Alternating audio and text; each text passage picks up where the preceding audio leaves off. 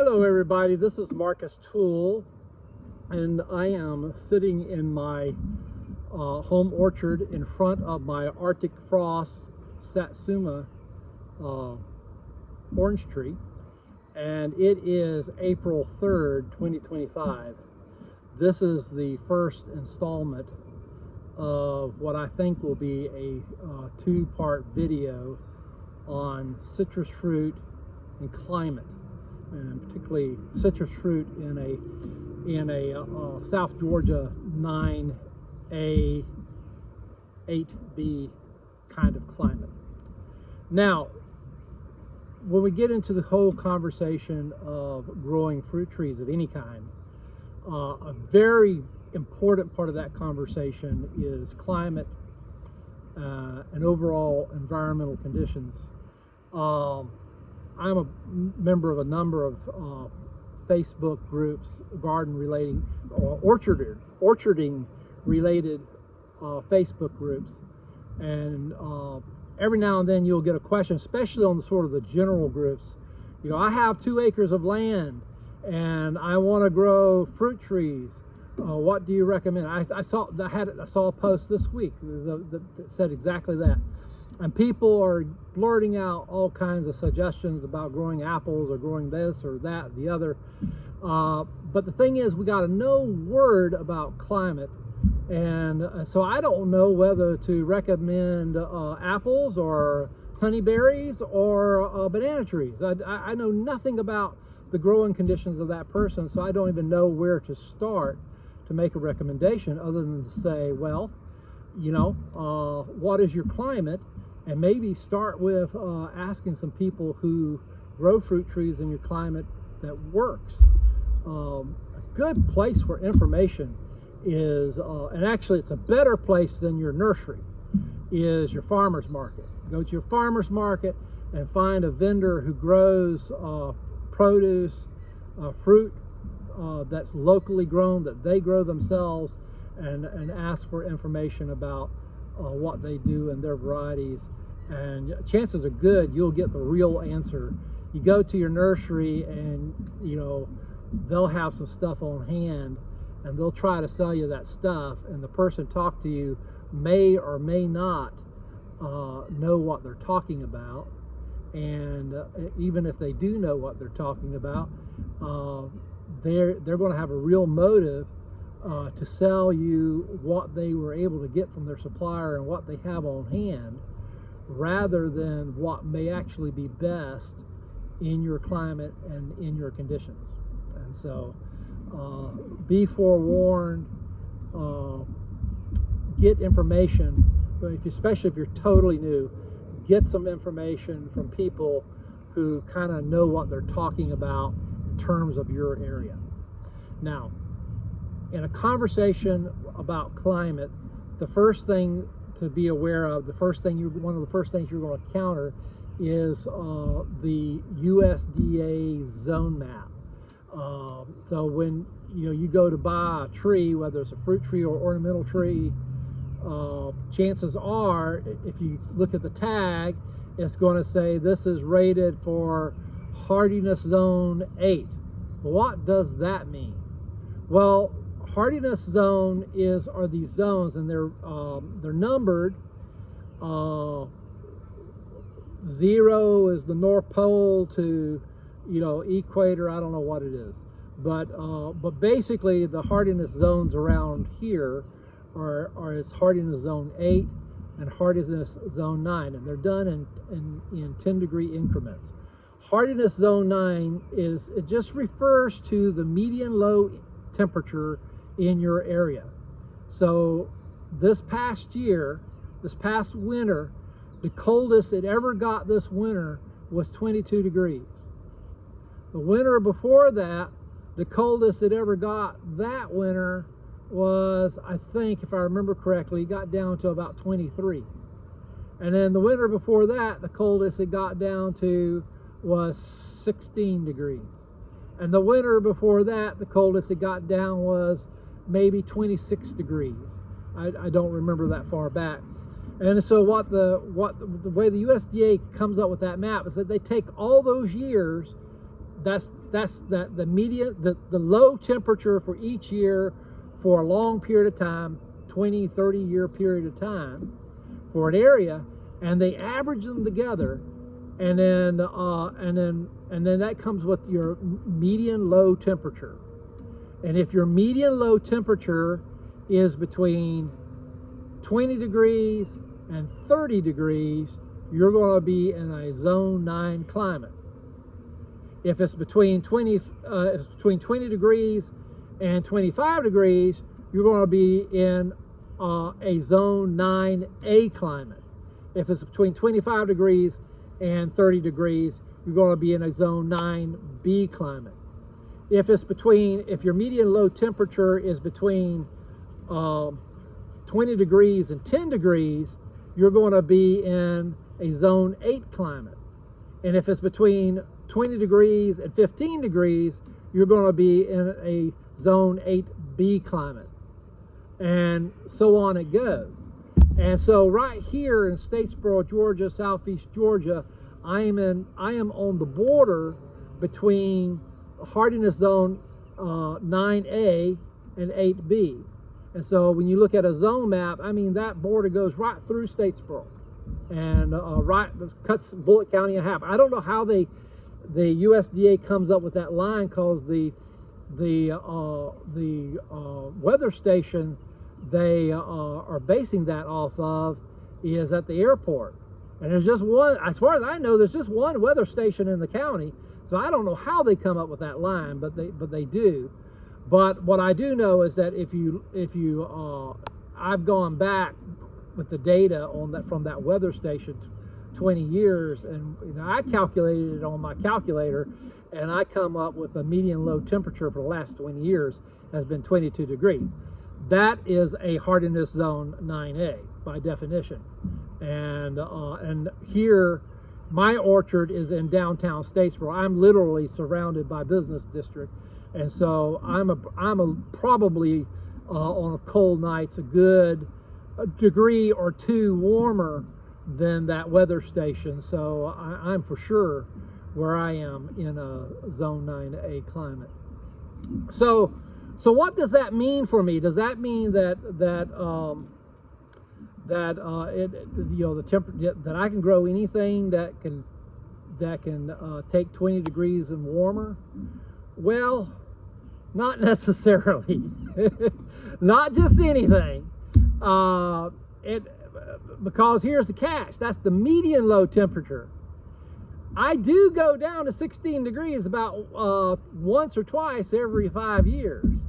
And so anything that's going to grow in the middle of my yard really needs to be able to take 16, unless it's small enough that I can reasonably protect it and cover it up with something. If it's a big tree, like this Arctic frost satsuma behind me, that thing is, well, satsumas in general are supposed to be able to take 16, and this particular one is supposed to be able to take 10 degrees.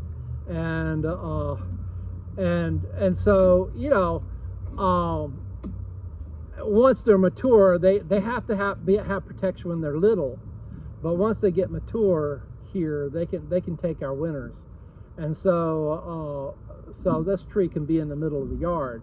Some of the other citrus trees are rated. I have a tree that's rated for 20 degrees, and that tree is hugged up next to my house. And that doesn't mean I won't get a winter that will kill it, but it does mean that even though it may go down 16 degrees and has gone down 16 degrees and damaged that tree some, it didn't kill it all the way to the graft, because there are things I can do to protect that graft, like set a bucket of water next to it and wrap the graft with a blanket. And because the tree is next to the house, if it's a 16 degree night, it's not going to go down to 16 degrees there in that particular spot necessarily, because there's heat radiating from the house. And my house isn't that well insulated, so it's for sure getting heat from the house. And that's just because it's an old house. But that's the zone. But you can grow some citrus in Hardiness Zone 9 in Georgia, 9A in Georgia, but that doesn't mean that it's going to work for you to grow citrus in Hardiness Zone 9A in Oregon. And there are parts of Oregon that are Hardiness Zone 9. The problem with Oregon, Oregon, their winters don't get, if you're right there on the coast, the winters don't get that cold, because the weather is all coming in off of that Pacific Ocean, and the water just only gets so cold before it starts to freeze, and when it starts to freeze, the freezing process emits a lot of heat, and so that air just isn't that cold. The problem is that it's far enough warm that it isn't that warm either. It doesn't get hot there, and citrus trees need some hot weather. And the other issue with it is that the summers are short, and citrus trees need a long summer to make. Another thing that needs a long summer to make are muscadines. The muscadine grapes are native to the southeastern United States. They're Zone 8. You can even grow them up into Zone 7, but you can't grow them in Oregon or Washington State. They could take the winters just fine, but a muscadine grape needs 2 weeks of 80-degree weather before it'll even break dormancy. By the time a muscadine grape it gets warm enough for a muscadine grape to break dormancy in Washington State, summer's going to be 2/3 gone. It'll never ripen a grape in that climate, never, ever. And I doubt it would live very long there either. So that's an issue, with citrus trees in Zone 9. I can grow citrus trees. Certain citrus varieties do very well here.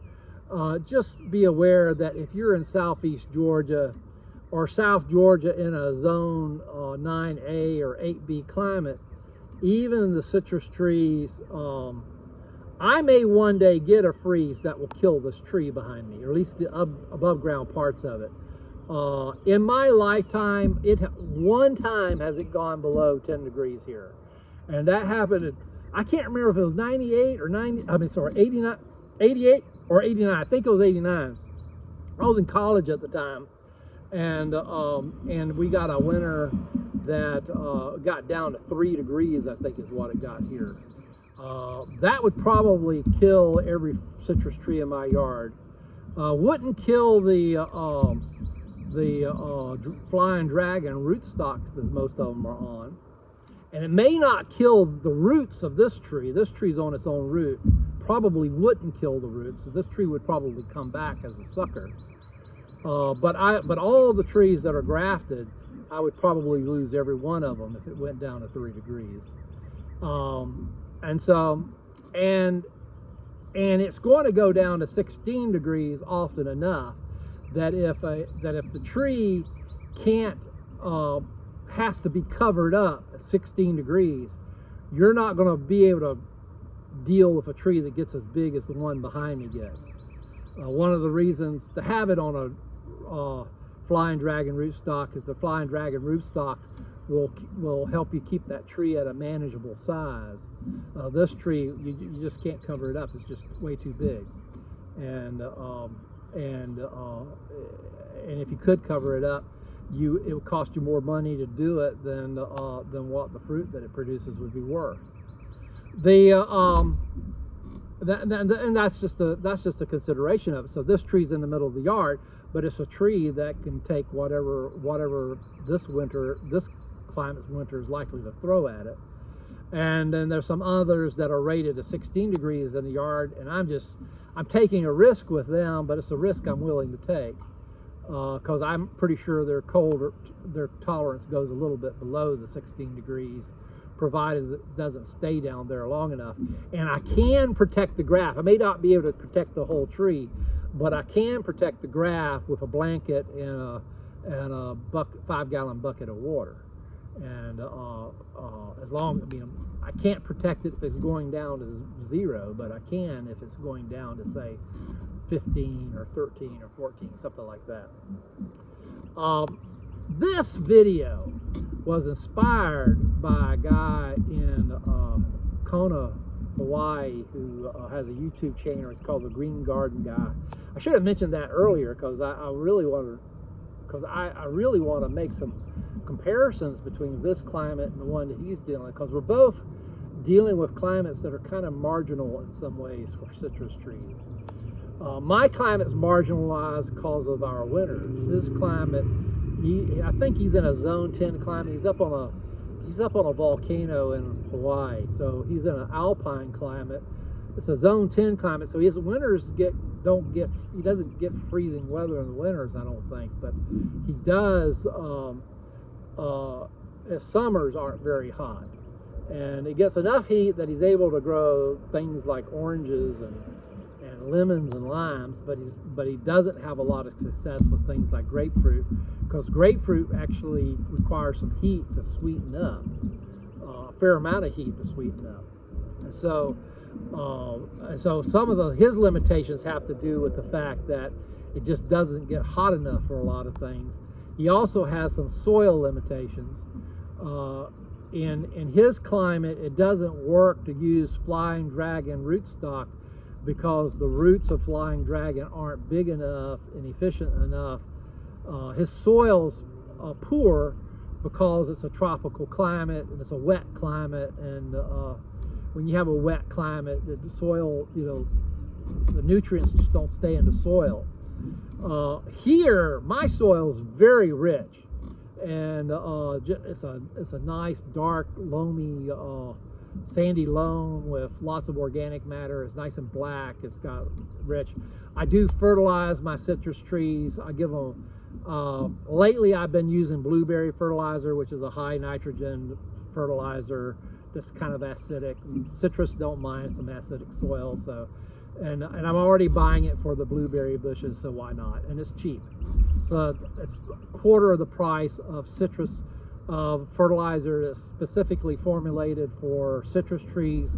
But those fertilizers have a lot of micronutrients in it that my soil already has plenty of, so I just don't need to spend the money on that. The only other thing I do to the soil here for the citrus trees is I add some magnesium in the form of Epsom salts to it every now and then, and that is needed, and because I do get a magnesium deficiency. Other than that, I don't need to do much in terms of fertilizer. And here the important thing is that you stop fertilizing.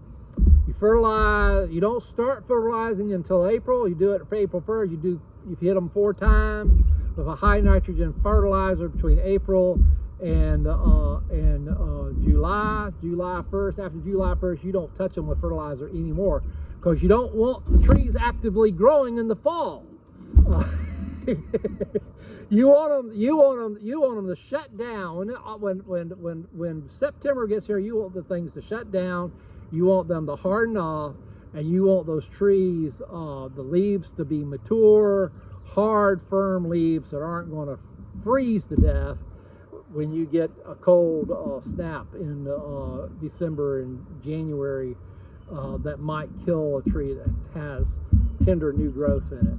That's also why you do use flying dragon here, and I'll go into that conversation about rootstock in more detail in the next video.